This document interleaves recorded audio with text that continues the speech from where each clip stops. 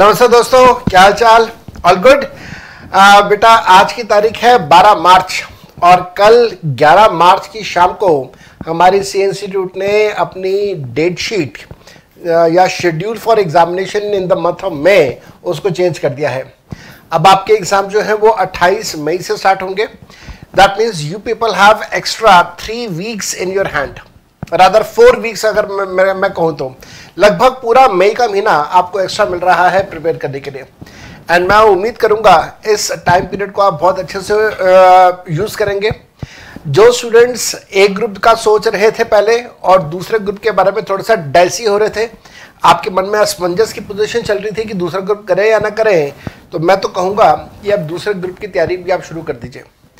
लेकिन अगर आपने मन बना रखा है कि एक ही ग्रुप देना है, तो फिर उस एक ग्रुप को आप और अच्छे से प्रिपेयर कर सकते हैं in this period of extra 25 days और 28 डेज। और आपकी मदद करने के लिए मैं यहाँ पे आपके सामने क्लासेस लेके आया हूँ। और कौन सी क्लासेस इस समय हम लोग कर रहे हैं? इस समय हम लोग कर रहे हैं अपनी MCQ की क्लासेस। और इस MCQ की क्लास में हम लोग MCQ की क्लास के अंदर इस समय ये मल्टीपल चॉइस क्वेश्चंस कर रहे हैं और मॉक टेस्ट कर रहे हैं। और आज हमारा मॉक टेस्ट नंबर 6 हम लोगों ने प्रिपेयर करना है। मेरे बेटा, ये जो मॉक टेस्ट नंबर 6 हम लोग प्रिपेयर कर रहे हैं, अगेन इसके अंदर 1 नंबर के और 2 नंबर के सारे क्वेश्चंस हैं। इससे पहले मैं 5 MCQs मॉक टेस्ट करवा चुका हूं in a serial order on every day basis. I be completing with all 25 mock test. आइए मेरे बेटा, हम लोग आज की इस क्लास को जल्दी से स्टार्ट कर दें। अपने मॉक टेस्ट को हम लोग जल्दी से स्टार्ट कर दें। और ये है आपके सामने मॉक टेस्ट नंबर 6। और मैं यहाँ पे स्क्रीन में सामने से हट जाता हूँ और स्टार्ट कर देते हैं mock test number 6। Mock test number 6 income tax का पहला क्वेश्चन है। क्वेश्चन नंबर 1, एग्जामिनर कहता है मिस्टर ए, या फिर ऐसे मैं इसे दोबारा पढ़ता हूं, in case of an individual the health and education cess is livable only when the total income of the such SSC is point A exceeds 10 lakh, point B exceeds 1 crore, point C exceeds 2.5 lakh and point D is none of the above। मेरे बेटा याद रखिएगा, यहाँ पे examiner आपसे बात कर रहा है हेल्थ एंड एजुकेशन सेस के बारे में। हेल्थ एंड एजुकेशन सेस तो हर सिचुएशन में लगेगा और वहां पे इनकम का लेवल आपने चेक नहीं करना। तो irrespective of the level of the income, health and education cess हर सिचुएशन में अप्लाई होगा। इस वजह से हमारे पास यहाँ पे आंसर होगा D, none of the above. Question number 2, deduction under section 80 CCD। मेरे बच्चे याद रखिएगा, 80 CCD is related to NPS। ये NPS का सेक्शन है। NPS के सेक्शन के अंदर अगर आप मेरे स्टूडेंट हैं तो आपको याद होगा, मैंने NPS की पूरी कहानी आपको बहुत डिटेल में बताई थी कि चिदम्बरम साहब ने ये सेक्शन इंट्रोड्यूस किया, पेंशन को बंद कर दिया, उसका जो साइड इफेक्ट होना था उससे बचने के लिए NPS का सेक्शन इंट्रोड्यूस किया, NPS का कंसेप्ट इंट्रोड्यूस किया। चिदम्बरम साहब के जाने के बाद फाइनेंस मिनिस्टर बने प्रणब मुखर्जी साहब। प्रणब मुखर्जी साहब ने इसके अंदर कुछ और चेंजेस किए, कुछ और बदलाव किए। और आज जो NPS की सिचुएशन है वो ये है कि NPS के अंदर एम्प्लॉई अपनी सैलरी का 10% इन्वेस्ट करेगा, एम्प्लॉयर भी 10% इन्वेस्ट करेगा, और साथ साथ में अगर कोई सेल्फ एम्प्लॉयड पर्सन है तो वो सेल्फ एम्प्लॉयड पर्सन भी NPS पे पैसा डिपॉजिट कर सकता है, subject to the maximum of 20% of his gross total income. तो NPS के सेक्शन में हमारे पास जो ऑप्शन इसके अंदर आएगा वो होगा सी, एम्प्लॉय की सैलरी का 10%, एम्प्लॉयर की सैलरी का 10%, और उसके बाद अगर कोई व्यक्ति सेल्फ एम्प्लॉयड है तो सेल्फ एम्प्लॉयड के केस में 20% किसका? 20% of the gross total income.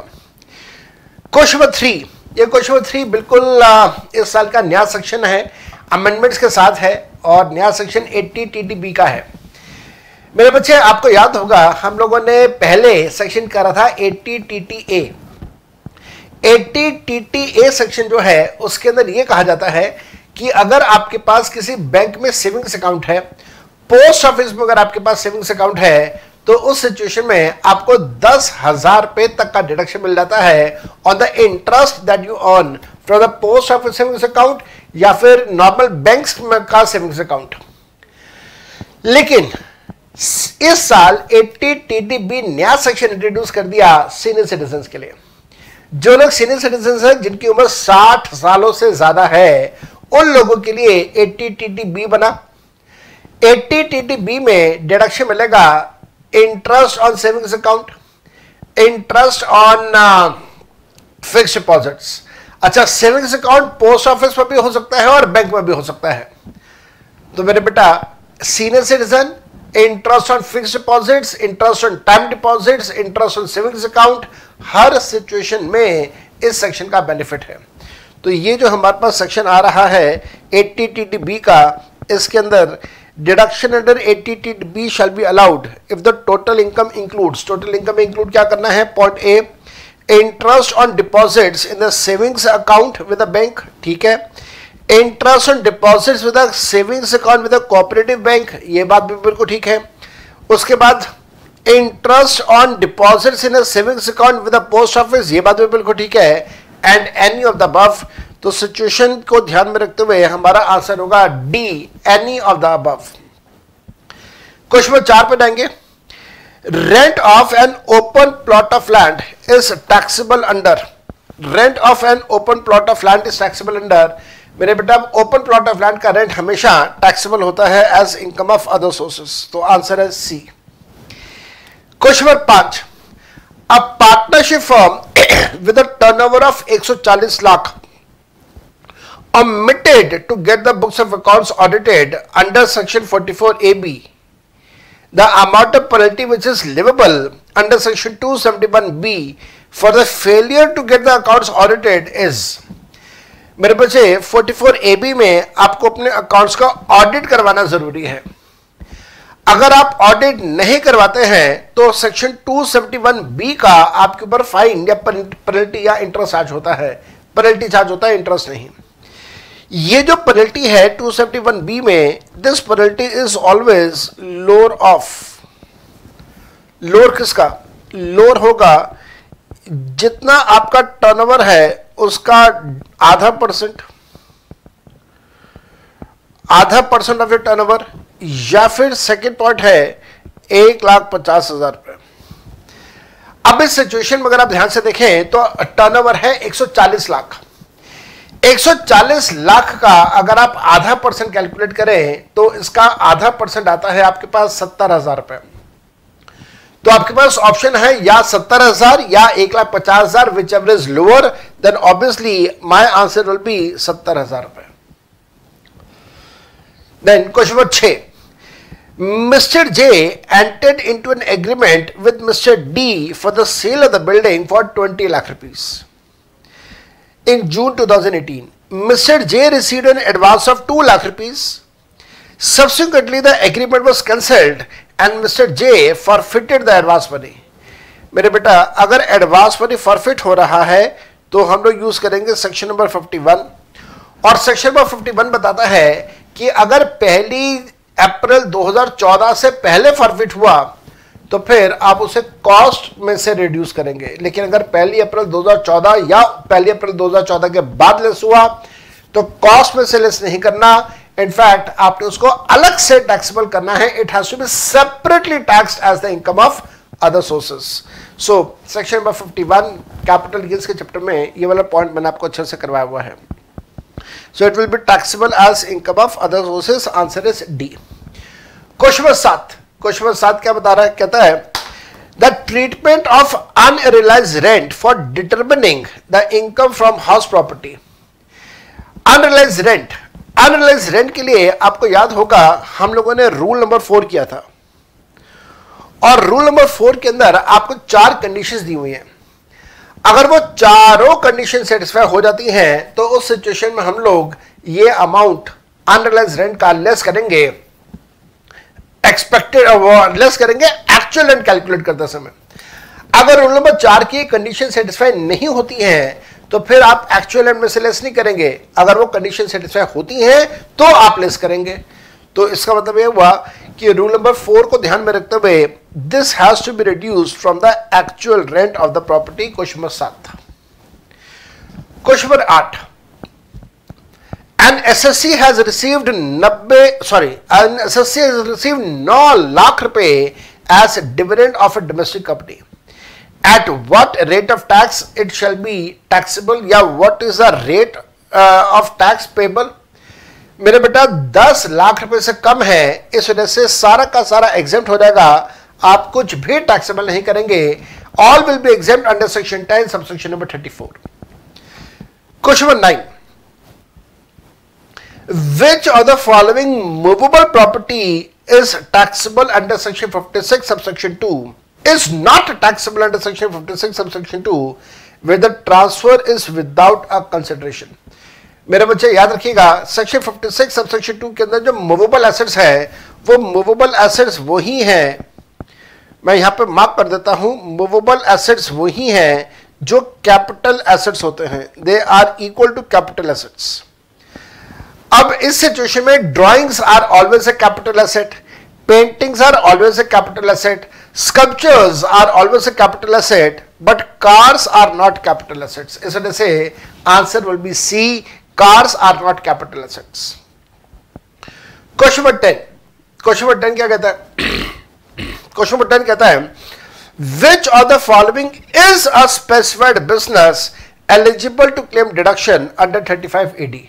35 AD में अगर आपको याद होगा तो 14-15 प्रकार के बिजनेसेस के नाम मेंशन हैं जिनको स्पेसिफाइड बिजनेस कहा जाता है। उन 14 बिजनेसेस के अंदर पहला पॉइंट है जो यहां पे दिया हुआ है, वो है operating warehouse facilities for the storage of agriculture produce. बिल्कुल ठीक बात है, एग्रीकल्चर प्रोड्यूस को स्टोर करने के लिए अगर आप वेयर हाउसिंग फैसिलिटीज कर रहे हैं तो डेफिनेटली उसे माना जाता है एज अ स्पेसिफाइड बिजनेस। तो 10th का answer is A. Question number 11, under the income tax act 1961 dividend derived from shares which are held as stock in trade by the SSC who has a business of stock broking is taxable under the head.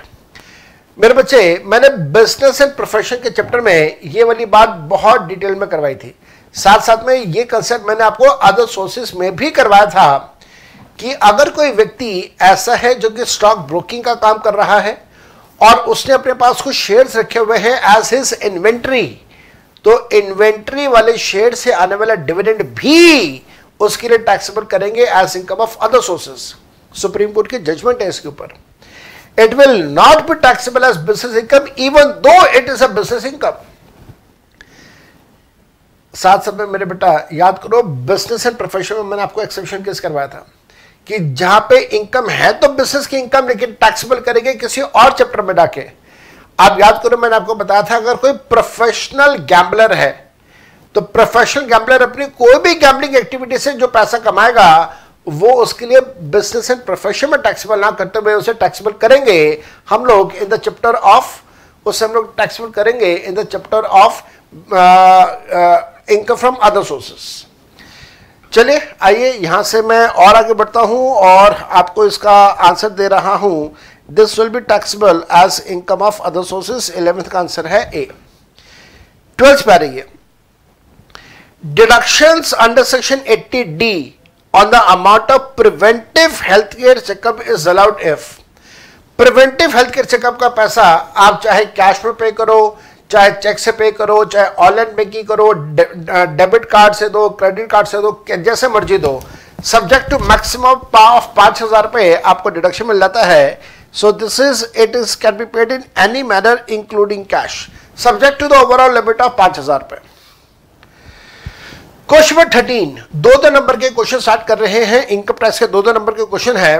पहला question, with the total income of the artificial judicial person is 3,10,000 रुपए, the income tax payable is dash, surcharge payable is dash and the tax liability is dash. मेरे बच्चे ध्यान देना, यहां पे total income के बारे में बात हो रही है जो कि है 3,10,000 रुपए की। टोटल इनकम 3,10,000 रुपए है, इसका मतलब 3.5 लाख रुपए से कम है। रिबेट का सेक्शन 87A मन में आ जाता है, लेकिन ध्यान देना सेक्शन 87A का रिबेट नहीं मिलेगा क्योंकि वो सिर्फ इंडिविजुअल के लिए होता है। यहां पे उसने साफ साफ कहा that this is an artificial judicial person. तो 3,10,000 के ऊपर टैक्स कैलकुलेशन कर लीजिए, ओरली कर लेते हैं। 3,10,000 में से 2,50,000 रुपए हटा दीजिए, बच गया हमारे पास 60,000 रुपए। 60,000 रुपए का 5% कैलकुलेट करेंगे तो आएगा 3,000 रुपए। ऑब्वियसली बात है सरचार्ज नहीं लगेगा क्योंकि इनकम 1 करोड़ से कम की है। 3,000 के ऊपर 4% का हेल्थ एंड एजुकेशन से लगता है तो 3 4 12, तो आंसर होता है 3120। तो मेरे पास यहां पे आंसर क्वेश्चन नंबर 13 का आ रहा है ए। क्वेश्चन नंबर 14 ध्यान से कीजिएगा। क्वेश्चन नंबर 14 क्या कहता है? क्वेश्चन नंबर 14 कहता है Mr. A, aged 40 years, has paid a medical insurance premium of 10,000 rupees to ensure his health of his spouse and of dependent children. He has borrowed 7,000 rupees for preventive healthcare checkup. He has incurred 7,000 rupees for preventive healthcare checkup for himself and the amount was paid in cash. He has also paid medical insurance premium of 51,000 rupees during the year to ensure the health of his father, aged 61 years, who is not dependent upon him. His contribution is 12,400 to central government health scheme during the year. Compute the deduction that is allowed under section 80D for the assessment in 1819, assessment in 1920, previous in 1819. तो मेरे बेटा याद रखिएगा यहां पे medical insurance का section 80D को हम लोग यूज कर रहे हैं। 80D सेक्शन कहता है कि 10,000 रुपए जो उसने अपने लिए पे किया प्रीमियम उसका डिडक्शन मिल जाएगा। जो इसने हेल्थ केयर चेकअप के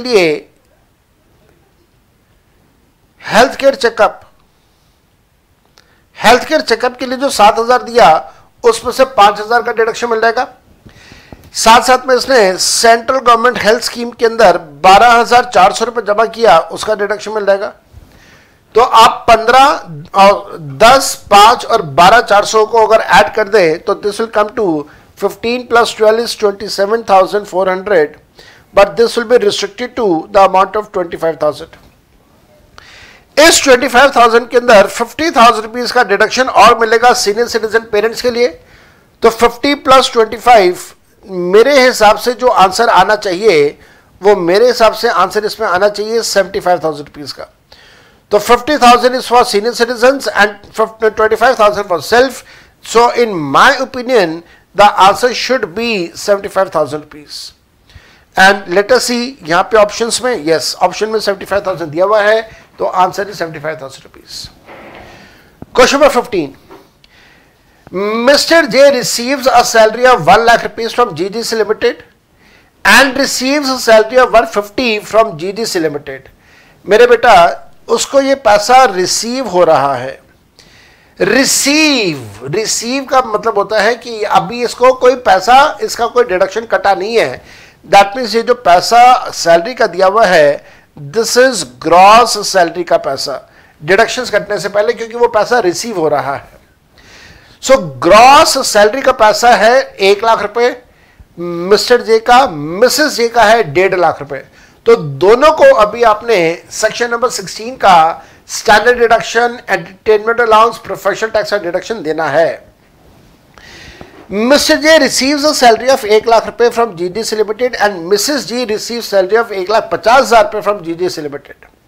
both of them have a substantial interest in the company. Other income of Mr. J and of Mrs. J excluding such remuneration is 10 lakh रुपए and 12 lakh रुपए respectively. Taxable income of Mr. J and Mrs. J shall be, मेरे बच्चे याद करिएगा clubbing of income का section 64 sub section 1।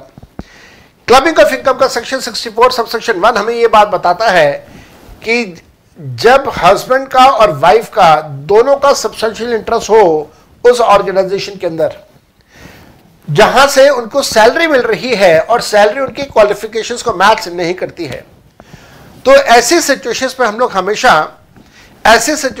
हमेशा ये check करते हैं कि सैलरी को छोड़ के बाकी की इनकम हायर किसकी है। जिसकी बाकी की इनकम हायर है उसकी इनकम के अंदर हम दोनों की सैलरी को ऐड कर देते हैं। इस क्वेश्चन में अगर आप ध्यान से देखें तो मिसेस जे की इनकम 12 लाख रुपए है, जबकि मिस्टर जे की इनकम 10 लाख रुपए है। तो सैलरी को छोड़ के बाकी की इनकम की अगर हम लोग बात करें तो बाकी की इनकम मिसेस जे की ज्यादा है। क्योंकि बाकी की इनकम मिसेस जे की ज्यादा है, इस वजह से मिसेस जे की इनकम के अंदर आपने मिस्टर जे की सैलरी को ऐड करना है। साथ साथ में मेरे बेटा सैलरी को ऐड करने से पहले स्टैंडर्ड डिडक्शन जरूर दे देना। 1 लाख में से स्टैंडर्ड डिडक्शन लेस करोगे 40,000 का तो बचेगा 60,000 रुपए। 60,000 रुपए के साथ साथ में मिसेस जे का अपना 1.5 लाख में से 40,000 का डिडक्शन लेस करोगे तो बचेगा 90,000 रुपए। 60 + 90 = 1,50,000 रुपीज टोटल सैलरी दोनों की। और साथ साथ में मिसेस जे की अपनी इनकम दी हुई है 12 लाख रुपए। तो यहां पे जो अब आंसर आपके पास आएगा वो आएगा 1 lakh - 40,000 that is 60,000। 150 - 40 that is 1,10,000। तो 110 + 60 is 210। 210 + 12 लाख इज 1310 या 1310 होगा, कितना होगा भाई? मैं कुछ गड़बड़ तो नहीं कर रहा? एक बार चेक कर लो, कुछ गड़बड़ तो नहीं मैं कर रहा। हो सकता है मैं बोलते बोलते कुछ गड़बड़ कर रहा हूँ। यहाँ पे मैं सोल्यूशन करता हूँ मैं इसका। ये जो सोल्यूशन है ये सोल्यूशन है किसका? क्वेश्चन नंबर 15 का। और क्वेश्चन नंबर 15 में वो कहता है मिस्टर जे की सैलरी होगी 1 लाख। ऑब्वियसली बात है स्टैंडर्ड डिडक्शन लेस करेंगे तो this will be now 60,000। Mrs J की सैलरी जो होगी वो है 1,50,000, जिसमें से आप स्टैंडर्ड डिडक्शन लेस करोगे तो बचेगा 1,10,000। तो दोनों को मिला के 1,70,000। उसकी अपनी सैलरी कितनी गिवन है? उसकी अपनी इनकम कितनी गिवन है? 12 लाख। तो दिस कम्स टू 13,70,000। और साथ साथ में उसकी अपनी इनकम भी है। वो इनकम कितनी है मिस्टर जे की? 10 लाख। यस, तो हमारे पास आंसर आएगा 10 लाख रुपए। 10 लाख रुपए मिस्टर जे का और 13,70,000 रुपए मिसेस जे का। तो 15th का आंसर बन जाता है हमारे पास लास्ट ऑप्शन नंबर डी। अब हम लोग यहां पे जीएसटी स्टार्ट कर रहे हैं। जीएसटी का question number 1, overall question number 16। HSN stands for harmonised system of nomenclature, जहां पे जीएसटी के अंदर गुड्स की क्लासिफिकेशन करते हुए, मैं रिपीट कर रहा हूं, गुड्स की क्लासिफिकेशन करते हुए हम लोग उनको कोड देते हैं और उस कोड को कहा जाता है as harmonised system of nomenclature. Question number 17, in the e-way bill, if there is a spelling mistake in the name of the consignor or spelling mistake in the name of the consignee, but the GSTN या GSTN number is correct, then in such case what shall be the penalty? मेरे बेटा, अगर part A of the e-way bill में अगर कोई spelling error है या कोई छोटी सी भी मिस्टेक है तो गवर्नमेंट 1,000 रुपए की पेनल्टी लगा देती है, विच इज वेरी स्ट्रिक्ट। मैं मानता हूं कि इतना स्ट्रिक्टली होना नहीं चाहिए, बट देन ये गवर्नमेंट ऐसा काम कर रही है। Next question number 18, whether credit of input shall be availed based on, that means ITC कब मिल सकता है वो ये पूछ रहा है। आईटीसी मिल सकता है based on the receipt of the goods, based on the receipt of the documents, या फिर बोथ। तो भाई मेरे हिसाब से आंसर आता है बोथ, दैट इज 18 का C. Question number 19, what are the deductions which are allowed in case of calculating transaction value for determining the value of the supply. मेरे बेटा याद रखिएगा, वैल्यू ऑफ द सप्लाई का section 15 है और section 15 हमें बताता है कि हम लोग वैल्यू कैलकुलेट करते समय डिस्काउंट्स को लेस कर सकते हैं, सब्सिडीज को लेस कर सकते हैं।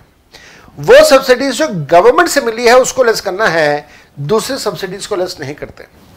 तो यहां पे जो लेस होगा वो है डिस्काउंट्स को लेस करना है, payment made by the customer on behalf of the supplier, नहीं, सप्लायर के बिहाफ पे जो पेमेंट की जाती है उसे तो हमेशा ऐड करते हैं, लेस कभी भी नहीं करते।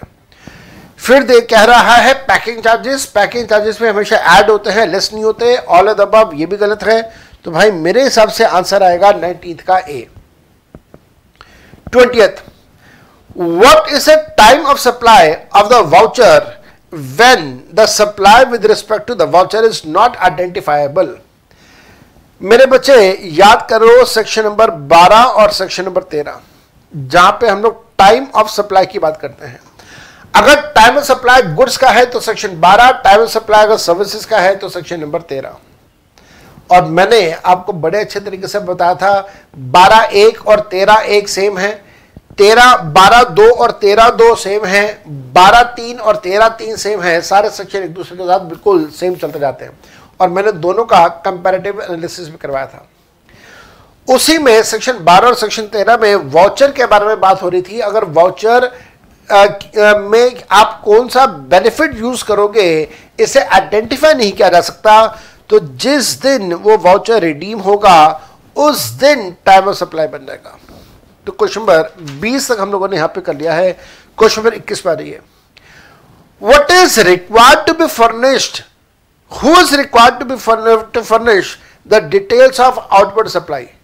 डिटेल्स ऑफ आउटवर्ड सप्लाई जो है वो है जीएसटी जो रिटर्न है, जीएसटी आर लिख दूं मैं यहां पे, जीएसटी R1। और आउटवर्ड सप्लाई की डिटेल कौन देगा? आउटवर्ड सप्लाई की डिटेल नॉर्मल रजिस्टर्ड पर्सन और including a casual registered person वो देगा। Question number 22, over dimensional cargo containing a consignment of goods has to travel 56 kilometres in total, what shall be the validity of the e way bill generated. मेरे बेटा याद रखिएगा, normal trucks के case में जो validity है वो रखी गई है 100 किलोमीटर्स पर डे। लेकिन जो ओवर डायमेंशनल कार्गोज हैं, और याद रखना ओवर डायमेंशनल कार्गो के बारे में कैसे पता चलेगा? उसकी लंबाई से, उसकी चौड़ाई से। कानून के अंदर स्पेसिफिकली मेंशन्ड है कि कितनी लंबाई हो और कितनी चौड़ाई हो। साथ साथ में ट्रक क्या फ्लेक्सिबल है या फ्लेक्सिबल नहीं है, मैंने वो सारी बातें आपको क्लास में करवाई थी। फ्लेक्सिबल ट्रक्स की अलग, नॉन फ्लेक्सिबल ट्रक्स की अलग, और साथ साथ में चौड़ाई अलग। ये 3 फैक्टर्स हैं ध्यान में रखते हुए, जिससे हमें ये पता चलेगा कि ट्रक ओवर डायमेंशनल है या ओवर डायमेंशनल नहीं है। अगर ट्रक ओवर डायमेंशनल है तो सरकार ने जो ट्रैवलिंग का लिमिट लगाया वो है 20 किलोमीटर, 20 किलोमीटर अ डे। यहां पे 56 किलोमीटर की बात हो रही है।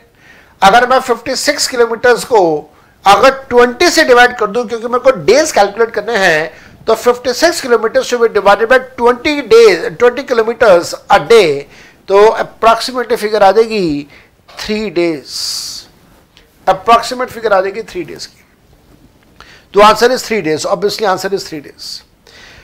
लास्ट के 2 क्वेश्चन या शायद 3 question. Question number 23, Mr. A entered into a contract with Mr. C and agreed to make a payment on 30th September 2018. If the payment is not made in time, then he shall be liable to pay a late fees of 100 rupees per day. Then no payment of late fees has been made so far. ये line जरूरी है, अभी तक late fees का कोई पैसा नहीं दिया गया है। What shall be the time of the supply in respect of late fees due on Mr. A? मेरे बेटा अभी तक लेट फीस चार्ज नहीं कर रहा है, लेट फीस अभी तक लगाया नहीं है। अगर लेट फीस का कंसेप्ट होता तो time period, time of supply क्या होता, लेकिन अभी तो लेट फीस लगाई ही नहीं है, और जब लेट फीस लगाई ही नहीं है तो time of supply can not be determined, time of supply has not arisen is the correct answer 23। Arise कब होगा, टाइम सप्लाई कब आएगा? जब वो पेनल्टी इंपोज कर दी जाएगी तब आएगा। Question number 24, under the GST regime, the liability to pay tax arises when a person crosses a turnover threshold if situated in other than northeastern and special category states for dash and in northeastern and special category states for dash। मेरे बेटा आप सबको याद होना चाहिए, मैंने आपको यहां पे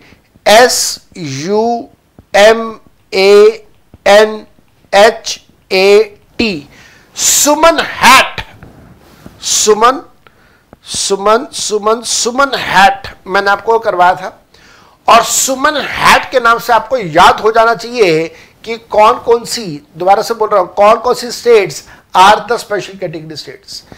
S stands for Sikkim, U for Uttarakhand, M for Meghalaya, Manipur and Mizoram, A for Assam, N for Nagaland, H for Himachal, A for Arunachal and T for Tripura. तो सुमन हैट हमारे पास यहां पे बन जाता है। मेरे बेटा स्पेशल कैटेगरी स्टेट्स में लिमिट है 10 लाख और नॉर्मल केसेस में लिमिट है 20 लाख। तो यहां पे जो आंसर आ रहा है वो है 20 एंड 10। उसके बाद क्वेश्चन में 25 दिया हुआ है, अगेन प्रैक्टिकल क्वेश्चन है, इस वजह से मैंने इसकी वेटेज 2 नंबर की रखी है। ध्यान से पढ़िए क्या कहता है। From the following information determine the value of taxable value of the supply. तो आपने taxable value of the supply calculate करना है। The contracted value of the supply of goods including GST is 18% के हिसाब से 5,90,000। तो पहली चीज इंक्लूडिंग जीएसटी। जब कभी भी आप वैल्यू कैलकुलेट करते हैं, वैल्यू के अंदर जीएसटी का अमाउंट कभी भी शामिल नहीं होता। तो आपने वैल्यू कैलकुलेट करते समय इस 5,90,000 में से जीएसटी का अमाउंट यहां से हटा देना है। जीएसटी का अमाउंट कितना और कैसे हटाओगे? जीएसटी का अमाउंट हटेगा 5,90,000 divided by 118 multiply by 18, that is 90,000 GST का अमाउंट आपने हटाना है। ठीक है, कितना बच गया? 5 लाख रुपए बच गया। आगे चलते हैं, आगे एग्जामिनर क्या कहता है। एग्जामिनर कहता है the contracted value of the supply includes the following. Point 1, the commission is paid to the agent by the recipient on the instructions of the supplier and not included in the contracted value of the supply. तो वो ये कह रहा है कि साहब 2500 रुपए की कमीशन रिसीवर ने सप्लायर के बिहाफ पे पे किया है, तो सप्लायर के बिहाफ पे जो पैसा पे होगा वो वैल्यू में ऐड होगा। तो आपने 2500 रुपए यहां पे ऐड करना है। अगला पॉइंट देखते हैं। The freight and insurance is paid by the recipient on the behalf of the supplier and not included in the contracted value which is given above. Again जो पैसा रिसीवर पे कर रहा है सप्लायर के नाम पे, आपने उसको ऐड करना है। तो 37,500 जमा 2500 विल गिव मी 40,000 जमा 5 लाख विल गिव मी 5,40,000। तो भाई वैल्यू ऑफ सप्लाई मेरे मुताबिक आता है 5,40,000 और यहां पे आंसर बी गिवन भी है 5,40,000 पे। लो मेरे बेटा, इस प्रकार से आप उम्मीद कर सकते हैं कि आपके एग्जाम के अंदर मल्टीपल चॉइस क्वेश्चंस आएंगे। मैं यहां तक आपके साथ 6 मॉक टेस्ट डिस्कस कर चुका हूं। आने वाले टाइम में मैं बाकी के मॉक टेस्ट भी डिस्कस करूंगा। मेरे बेटा आप सबसे रिक्वेस्ट है कि प्लीज मेरे चैनल को सब्सक्राइब कीजिए, प्लीज इन वीडियोस को अपने दोस्तों के साथ शेयर कीजिए। I promise you these videos will help you a lot and a lot and a lot. They will help you immensely for preparing for your main examination, जो कि मई and में होने वाले हैं इस बार ड्यू टू इलेक्शंस। मेरे बच्चे, अगर आप लोगों को किताब परचेस करनी है या अगर आपको क्लासेस परचेस करनी है, किसी भी तरह की कोई जानकारी लेनी है, तो आप नीचे जो नंबर स्क्रॉल कर रहे हैं इन नंबर्स के ऊपर मेरे को कांटेक्ट कर सकते हैं। I hope to listen from your side very soon. I'll wait for your calls. I'll wait for your doubts. Till that time, bye bye and take very good care of yourself. Love you all. Bye bye.